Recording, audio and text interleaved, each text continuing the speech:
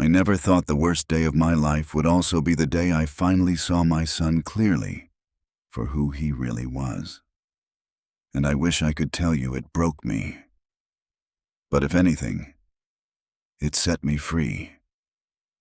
And that, right here, is where this story really begins. Stay with me, because what I did next, Kevin never saw it coming.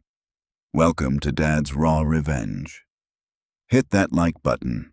Drop a comment below, letting me know where you're watching from. Trust me, you're going to love it here. I've lived in Portland for 22 years, settled in the Sellwood neighborhood. Just Kevin and me. I raised my son from the time he was 14 years old after his mother, Martha, and I got divorced. He's 30 now. It wasn't easy. There were years where I worked double projects just to keep the lights on and his tuition paid. Years where I skipped things I wanted, trips I never took, repairs on my own truck I kept deferring. Because Kevin came first, always Kevin first. I don't say that looking for applause. I say it because I need you to understand what I was standing on when all of this happened. I paid his college tuition at the University of Washington up in Seattle. And I made sure he never had to drop out. Never had to scramble, never had to feel any financial panic. I handled everything. That's what fathers do. Kevin moved back to Portland after graduation. Met a woman named Brittany at some rooftop event downtown. Married her 3 years later. Nice wedding. I paid for a significant portion of it and didn't complain once. They settled in the Pearl District. One of those sleek condos with the floor-to-ceiling windows and the exposed ductwork that apparently counts as interior design now. Good for them. I was happy for them. Now, let me tell you about the day everything changed. I want you to picture a completely ordinary Friday afternoon in late spring. The kind of day where nothing feels like it's about to go wrong. I was driving back from a hardware store out on Powell Boulevard when a delivery truck ran a red light at an intersection 3 blocks from the Springwater Corridor Trail and hit the passenger side of my truck. The impact spun me into a parked car. The world went white, then very quiet, then very loud with sirens. I remember the sound, a sound that isn't like anything you've heard in a movie, by the way. And then I remember the airbag. White and suffocating, and then nothing, and then fluorescent lights, and a woman in scrubs leaning over me saying my name in that calm, measured voice that medical people use when they're trying not to alarm you. And it's somehow more alarming than anything else they could possibly do. Can you hear me? You were in an accident. You're safe. The paramedics got me to OHSU Medical Center, Oregon Health and Science University. Sits up on Marquam Hill like it's watching over the whole city. I was conscious the entire time, which I was told was a good sign. 2 cracked ribs on my right side, fractured left wrist from bracing against the steering wheel. 11 stitches across the left side of my head where it connected with the window. They admitted me for observation and monitoring because of the head impact. Concussion protocol. Here's the part I need you to really sit with. I was conscious enough, barely, but enough, that when the intake nurse leaned close and asked if there was anyone they should call, I didn't hesitate. I gave them Kevin's number. Not my buddy Frank from down the street who I've known for 20 years. My son. Because that's still what you do when you're lying on a hospital gurney with a fractured wrist and blood drying above your eye, and you're trying not to panic. You call your kid, you want your kid. That's the thing about being a parent nobody warns you about. A nurse named Debbie, a no-nonsense woman from Gresham who'd clearly seen every variety of human drama this city had to offer, was the one who called Kevin. She told me later that she'd introduced herself, explained who she was and why she was calling, and told him his father had been in a car accident and was currently admitted at OHSU. Kevin's response, according to Debbie, was, "Is he dying?" Debbie told me she was caught off guard. She said she told him no. His father was stable, but he was injured and it would really help to have a family present. And Kevin said, "Okay, so he's fine then. I have a vacation to catch. He'll be all right," and hung up. Debbie stood there holding the phone for a moment. Then came into my room and very professionally told me she reached my son and informed him of my condition. She did not tell me what he said. I found out later, that night. I stared at the ceiling of that hospital room and waited, told myself there had to be an explanation. Maybe he was already at the airport and the call dropped. Maybe he'd misunderstood. Maybe Brittany had some kind of emergency. Maybe Debbie got cut off before she could explain how serious it was. I gave him every benefit of the doubt a father could manufacture. Around 9 o'clock that evening, I called him myself. He picked up on the third ring. Dad, just like that. Flat. Like he'd been waiting for this interruption. Kevin, I'm at OHSU. I was in a car accident this morning. They called you. Silence. Then, Yeah, they did. You're stable, though, right? That's what they said. I have a fractured wrist. Kevin, 2 cracked ribs, 11 stitches. Dad, that sounds rough. It really does. But Brittany and I are literally about to leave for the airport. We've had this trip planned for months. You said yourself you're stable. You're not in surgery. You'll be fine. Then I said the 3 words I'm not sure I've ever said to my son as an adult. Can you come? I need you to understand what it cost me to ask that. I am not a man who asks. I fix, I provide, I handle. Asking my son to come to my hospital bed was the most vulnerable thing I had said out loud in 11 years. And I meant every word of it. There was a pause, and I heard Brittany's voice in the background. I make out the words, but I recognize the tone. That clipped, impatient tone she uses when she feels like Kevin is taking too long on something. And then my son said, Dad, I'm sorry. I really am. But vacation comes first right now. Brittany's friends are all going to be there, and you said yourself you're stable. You'll be fine. You're a tough guy. I didn't say anything for a moment. I was 63 years old with cracked ribs and a bandaged head, and my son was pre-justifying a beach vacation. I'll check in when we land, he said. Get some rest, okay? And I need you to understand that I have replayed this moment many times. He said, love you, with the exact same energy a person uses when they're hanging up with a cable company customer service rep, and ended the call. I didn't know it yet, but later I'd figure out he blocked my number after that call. Every attempt I made after that went straight to a generic voicemail with no personal greeting. No rings, just the automated factory default rejection. I put the phone down on the hospital blanket. The room was quiet. The monitors beeped softly. Down the hall, someone's television was playing a late-night talk show, and the audience was laughing at something. I looked at the ceiling for a long time. There's a specific kind of pain that has nothing to do with cracked ribs. It doesn't show up on any scan. No nurse can medicate it. It lives somewhere behind your sternum, and it just sits there. This cold, heavy, clarifying thing, and it doesn't make you want to cry.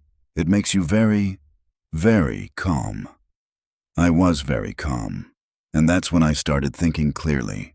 I spent 3 days at OHSU. The day I got home, cast still on, ribs still sore. I had already made some decisions. Kevin was a stress point, a critical one, and I had been ignoring the data for years. That first day home, I called my bank. I'd been with the same Portland branch for 19 years. I'd been sending Kevin $6,000 every single month for the past 2 years. Now, before you say anything, yes, I know how that sounds, but understand the context. When Kevin and Brittany got married, Brittany pushed for an apartment that was significantly above what Kevin's salary as a mid-level marketing coordinator could sustain. Kevin came to me, said it was just temporary, just until they got on their feet. Kevin was still calling me the best dad in the world every time that transfer cleared. My personal banker is a steady, reliable man named Tom, and I told him I needed to cancel a recurring transfer, $6,000 monthly to Kevin Miller, effective immediately. Tom processed it. Done, just like that. Like 23 seconds to undo 2 years of misplaced loyalty. I thanked him and hung up. The second call was to my attorney. His name is Don Haley, 40 years in estate law, office over on Southwest Morrison Street.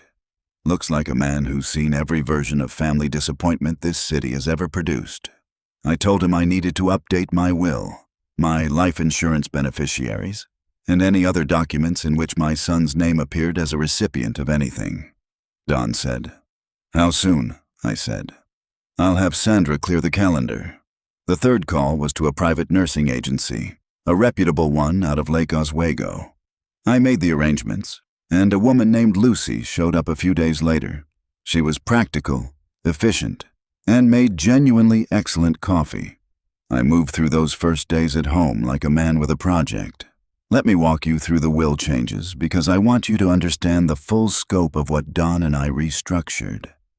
Kevin had been listed as the sole beneficiary of my estate, which included the Selwood house, my investment accounts, my retirement funds, and a life insurance policy that would have paid out just over $800,000.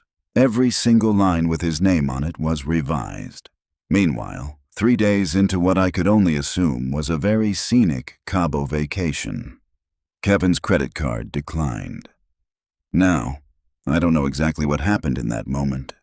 I wasn't there, but I have been told by Kevin himself later during one of the conversations he forced upon me that it happened at the resort's main restaurant.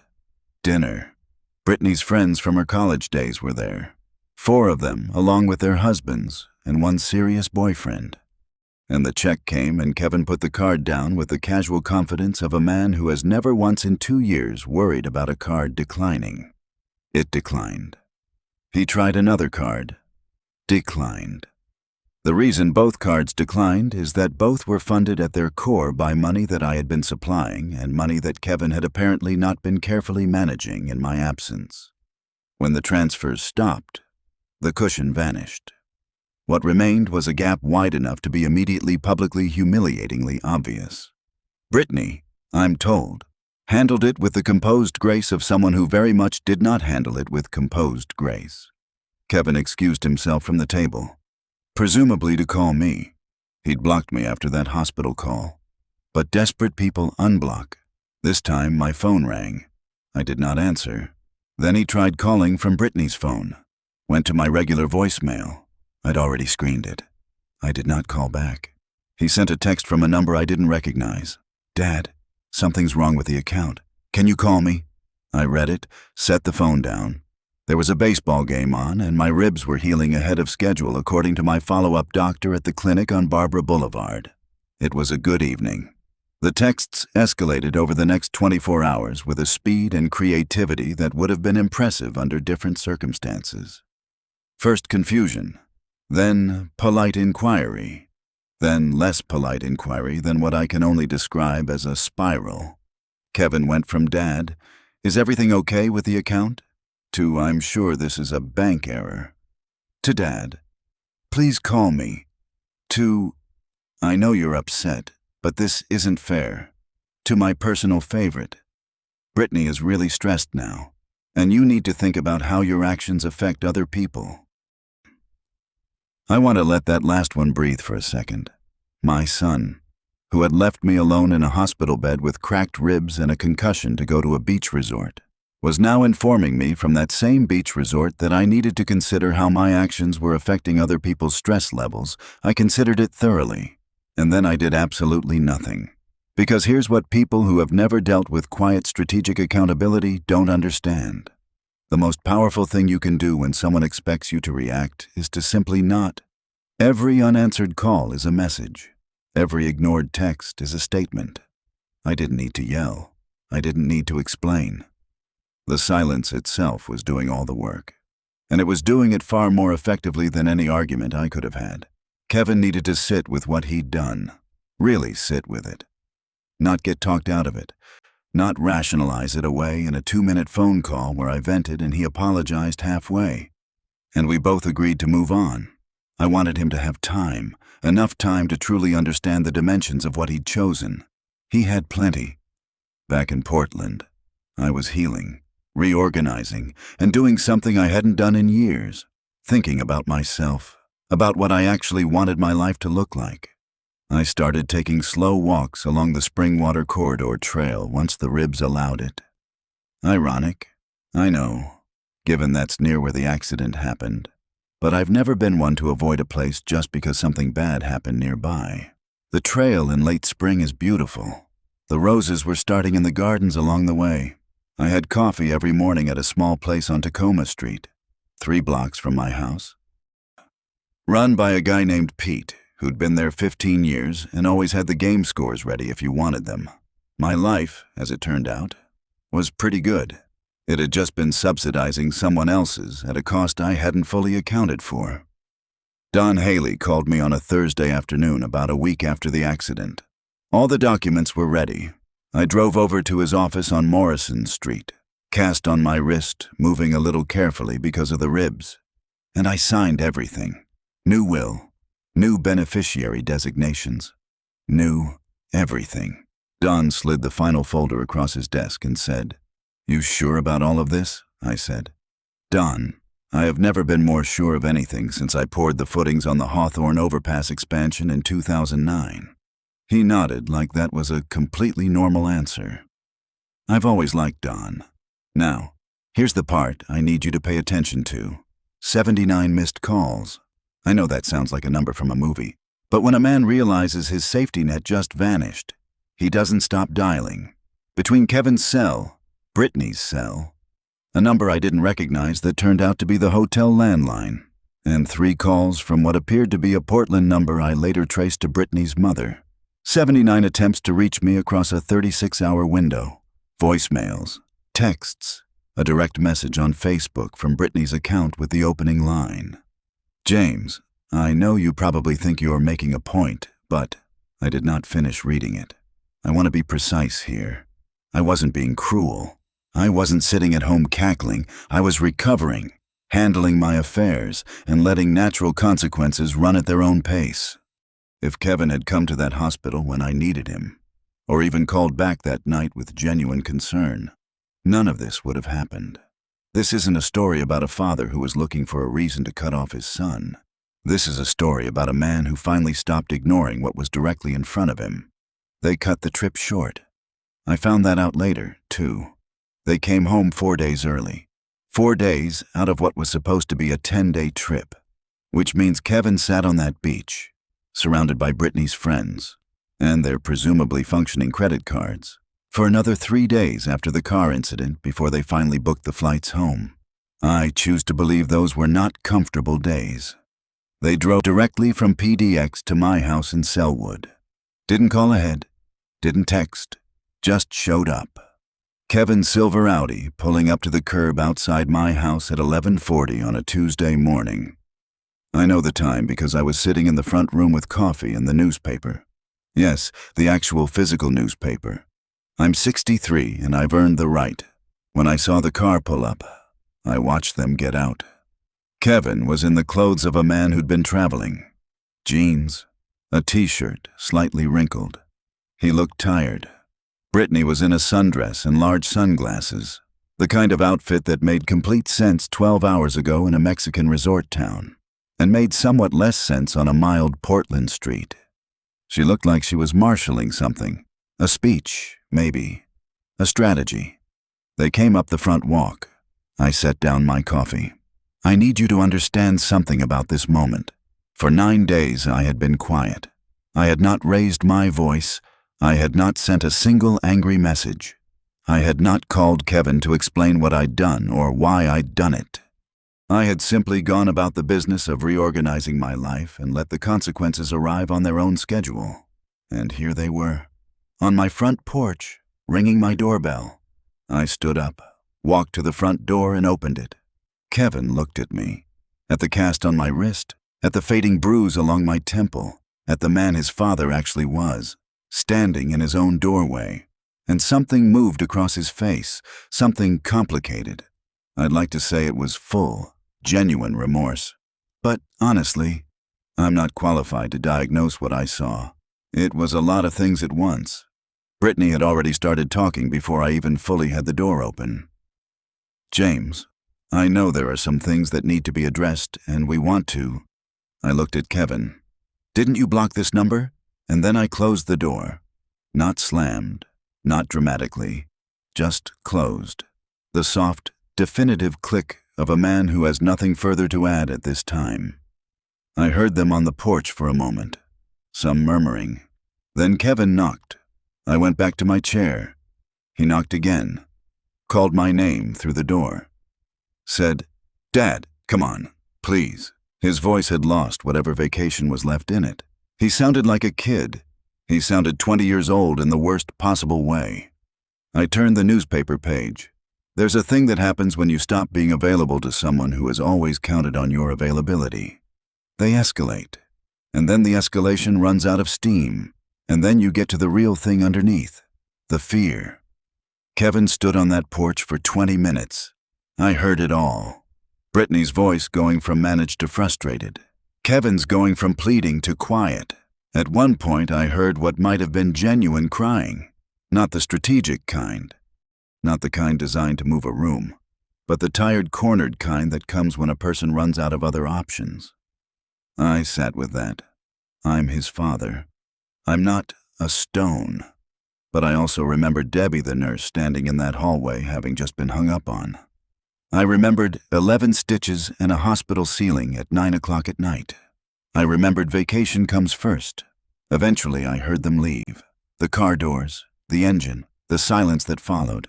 I didn't open the door again that day. What I did do, 3 days later after Kevin had sent a letter through actual mail, handwritten, 4 pages, which told me a number of things about the sincerity of the effort, was called on Haley and have him draft a formal letter outlining what had changed and what, if anything, might be discussed in the future.